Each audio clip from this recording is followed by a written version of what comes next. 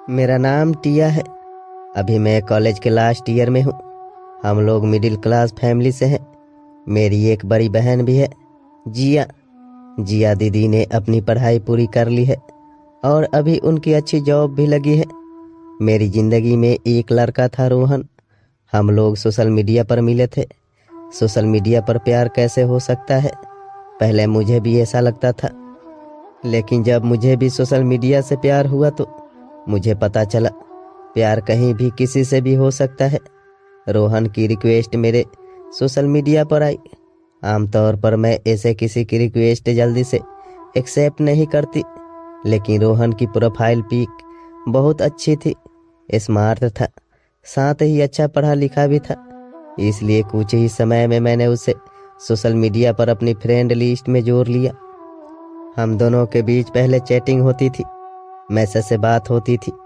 इस दौरान उसने कभी मेरा नंबर नहीं मांगा, जबकि मैं चाहती थी कि वो ऐसा करे, क्योंकि मुझे उससे बात करना था। अब मैं मैसेज में बात नहीं करना चाहती थी। जब उसने मेरा नंबर नहीं मांगा तो मैंने ही एक दिन उससे कहा कि क्या तुम मेरी आवाज़ नहीं सुनना चाहते। उसने बोला, मैं चाहता तो था, लेकिन तुम कहीं बुरा ना मान जाओ, इसलिए मैंने नहीं मांगा। हम दोनों में अब फ़ोन पर बात होने लगी। 3 महीने तक हम लोग एक दूसरे से बात कर रहे थे, लेकिन मुझे इस बात की हैरानी होती थी कि वो लड़का होकर भी मुझसे वो सब नहीं कह पा रहा था। मैंने ही उसे वीडियो कॉल करने को कहा, लेकिन उसने ये कहकर मना कर दिया कि उसके यहाँ पर नेटवर्क नहीं रहता। करीब 1 या 2 बार उसने वीडियो कॉल किया, लेकिन सिर्फ उसका चेहरा ही दिखाई दिया। बाद में शायद नेटवर्क की वजह से फ़ोन कट जाता था। मेरी पढ़ाई भी पूरी होने वाली थी। मैं भी अब दीदी की तरह जॉब करना चाहती थी। रोहन भी अब मेरी ज़िंदगी का हिस्सा हो गया था। हम लोग रोज़ रात को घंटों बात किया करते थे। मेरी दीदी छुट्टी लेकर घर आई और उसने हमें एक सरप्राइज दिया। दीदी ने पापा मम्मी को बताया कि उन्हें कोई पसंद है और शादी करना चाहते हैं, साथ में कमाते हैं। मम्मी और पापा ने कहा कि ठीक है, उन्हें घर बुलाओ। रात रोहन को भी मैंने यह बात बताई कि दीदी को कोई पसंद है। अभी तक रोहन ने मुझे प्रपोज नहीं किया था। मैं चाहती थी कि वो करे, लेकिन मैं ये नहीं चाहती थी कि वो यह भी फ़ोन पर हो, और इस बार पहल करके मैं उसे नहीं बताना चाहती थी। मैं चाहती थी कि वो यह बात खुद बोले। अगले दिन सुबह से तैयारियां चल रही थी। दीदी मैं तैयार होने में लगे थे। मम्मी कुछ घर में ही नाश्ता बना रही थी। हम सब उनका इंतजार कर रहे थे। दीदी ने मुझे उनकी तस्वीर नहीं दिखाई, सिर्फ रात में थोड़ी देर के लिए फ़ोन पर बात जरूर करवाई थी। मैंने भी कहा था कि कल ही आपको देख लेंगे। आखिरकार वो लोग आ गए। दीदी और मैं अभी किचन में थे। वो लोग आकर हॉल में बैठ गए थे। मैं बाहर गई, उन्हें देखा, लेकिन लड़के को देखते ही मेरे पैरों तले ज़मीन निकल गई। वो और कोई नहीं बल्कि रोहन था। रोहन ने मेरी तरफ देखा, लेकिन उसने ऐसे जताया जैसे कि वो मुझे पहचानता ही नहीं है। मेरी दीदी रोहन से शादी करने वाली थी, जो मुझसे कई महीनों से बात कर रहा है। एक तरह से हम लोग ऑनलाइन डेट ही कर रहे थे। मैंने उसी समय रोहन को फ़ोन किया, लेकिन उसका नंबर स्विच ऑफ आ रहा था। घर वालों को रोहन पसंद आ गया था। जब वो लोग जाने लगे तब मैं एक बार और रोहन के सामने गई, लेकिन अभी भी ऐसे जता रहा था जैसे कि मुझे नहीं जानता है। दीदी बहुत खुश थी कि घर वालों को रोहन पसंद आ गया, लेकिन मैं सोच रही थी कि क्या दीदी को इस बारे में बताऊं या नहीं। मैंने रात को फिर फ़ोन किया, लेकिन फ़ोन फिर से स्विच ऑफ आ रहा था। उसने सोशल मीडिया अकाउंट भी डिलीट कर दिया था। जिस इंसान से मैं प्यार करने लगी थी, वो इंसान अब मेरी बड़ी बहन के साथ शादी करने जा रहा था। मैंने भी सोचा कि अगर मेरी बहन खुश है तो मैं भी ये बात को भूल जाती हूँ। और ऐसा भी हमारे बीच कुछ नहीं हुआ था, हम मिले भी नहीं थे। उस रात मैंने भी अपना सोशल मीडिया अकाउंट डिलीट कर दिया। रात में उसी के बारे में सोच रही थी। जब भी मैं उसके बारे में सोचती, मेरी दीदी का चेहरा मेरी आंखों के आगे आ जाता था। घर वाले दीदी की शादी की तारीख निकलवा रहे थे। घर में शादी का माहौल बनने लगा था। मेरी दीदी को मेरी खामोश समझ आ गई। एक दिन उन्होंने मुझसे पूछ ही लिया कि क्या हुआ तुझे, रोहन पसंद नहीं है क्या?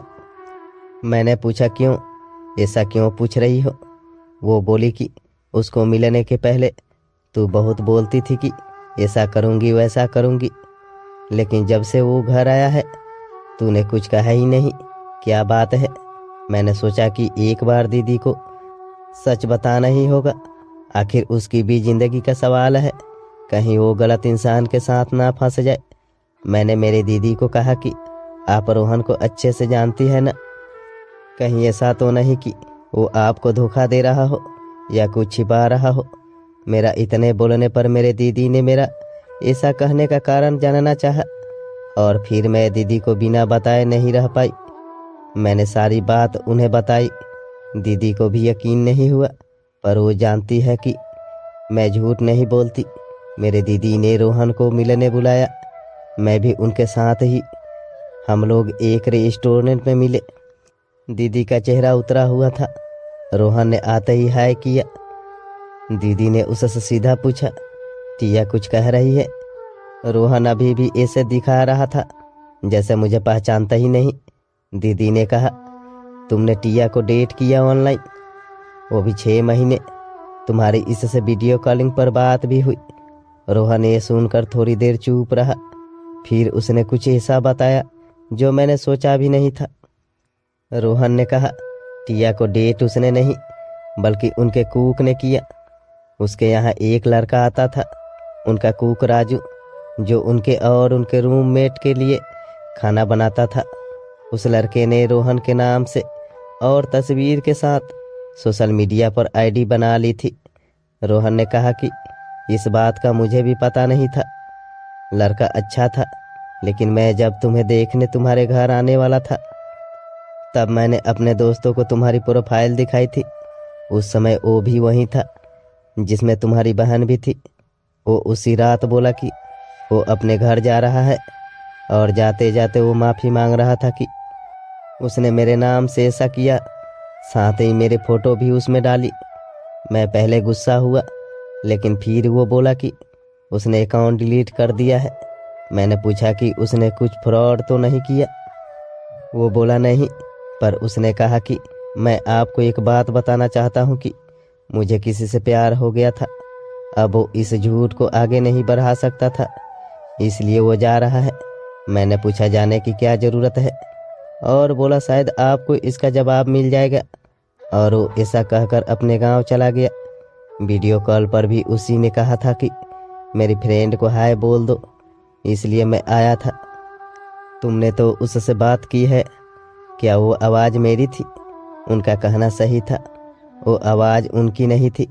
मेरी दीदी ने मुझे वहीं गले लगाया और कहा कि कोई बात नहीं, इस तरह की कई बातें जीवन में होती है, हमें आगे बढ़ना होता है।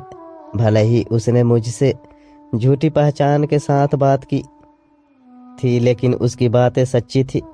लेकिन एक सवाल ये भी है कि सच जानती कि वो एक कूक है तो क्या मुझसे बात करती? इस बात पर मैं कुछ नहीं कह सकती। उसके मन भी शायद यही सवाल आया होगा, इसलिए इस तरह वो चला गया। इन सब से मैं बहुत कुछ सीखी।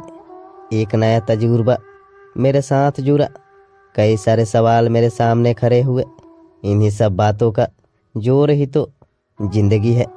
पर अब मैं अपनी बहन के लिए खुश थी कि रोहन उसकी ज़िंदगी में था। दोस्तों, अगर ये कहानी आपको अच्छी लगी हो तो मेरे वीडियो को लाइक करके चैनल को सब्सक्राइब ज़रूर करें।